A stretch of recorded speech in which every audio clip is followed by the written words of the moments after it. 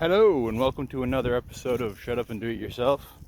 Um, so today I have been digging a waterline trench, and now that I've gotten this far, probably done about 150 feet, I figured I'd make a video to show everyone else that you don't need to rent Ditch Witch.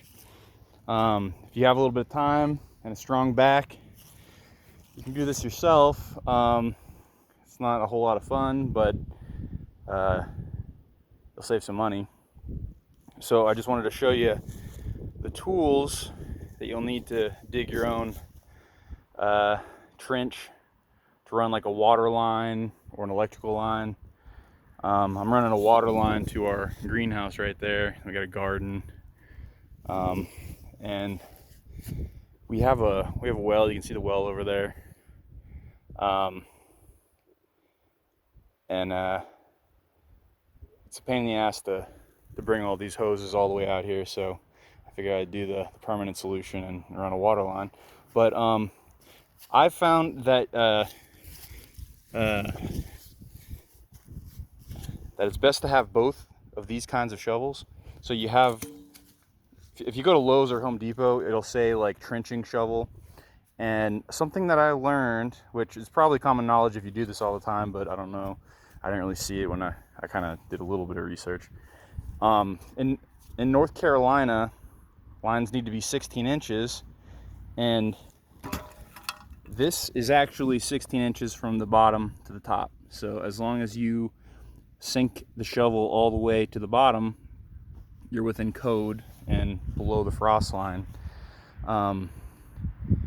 And so when you're doing it, you're just doing little slivers. You don't want to do anything big because you'll do this.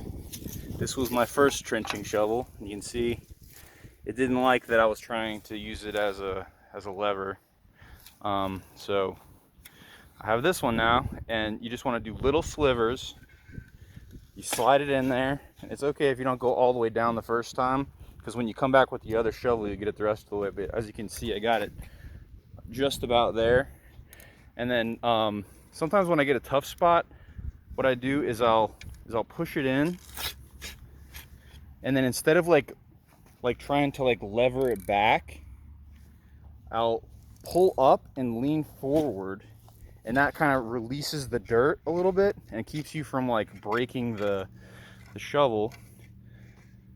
And then like you can kind of feel when it's resisting. You just don't want to force it too much, and then you get that much out, and then you just keep on doing that thousands and thousands of times, and eventually you have a trench to lay pipes in.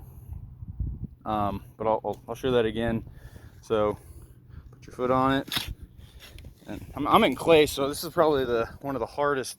I mean, besides if you have a rocky ground, but clay is not fun to dig in. So I pushed it in. You can see it's not all the way in there. And then what I'm gonna do is I'm bending my knees and I'm pushing kind of a little against the shovel and up.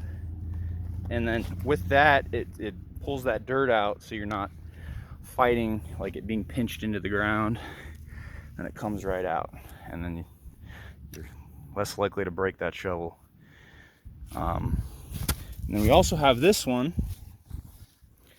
So this one has a longer handle on it, and it's got more of an angle at the end. And you can probably guess that this one's to clear out the hole once you have that trench started, and making sure it's all level to lay the pipe in. And then it also has this kind of pointed corner at the end, pointed tooth. And what you do is you drag that, once you get all the debris out of the trench, you can drag that and kind of level it out, and then you have a nice cohesive straight line to lay your water line in. Some other tools that are probably going to come in handy, like you can see I got a lot of like small trees around here, so I've hit a lot of roots.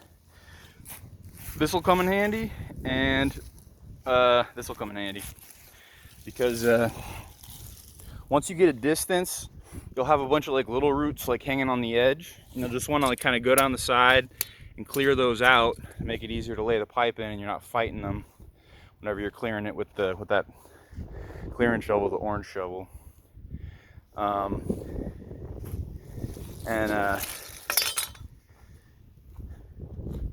Yeah, it's so last night I made it from this outside bathing area, bathtub area, all the way to here. It's probably like 75 feet, 50 feet, which it was not easy, but it's not the hardest thing either.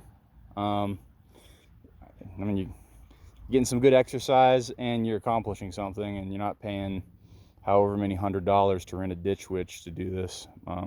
Obviously the preferred method would probably be getting a ditch witch and getting it out here, but at least in my area it'd probably be around $600, and I have more time than money right now, so this was the easier option. But you can see I still have to clear this trench out, and then so once you clear it, instead of having to get a tape measure and stick it out, all you got to do is to make sure that it's all 16 inches. You just get that shovel, and as long as the top of it is level with the ground, then you know it's 16 inches. Which I had done it for a while, and then I was like, wait a second, that shovel seems to be right around that same depth, and that, I mean, it seems obvious now that I look back, but I had a light bulb go off and when I realized that. But I hope this video is helpful for someone. I know some of it's kind of obvious if you do this for a living, but I don't, and it wasn't that obvious for me, so I figured I'd try to help someone else out. Thanks for watching, and shut up and do it yourself. Have a great day.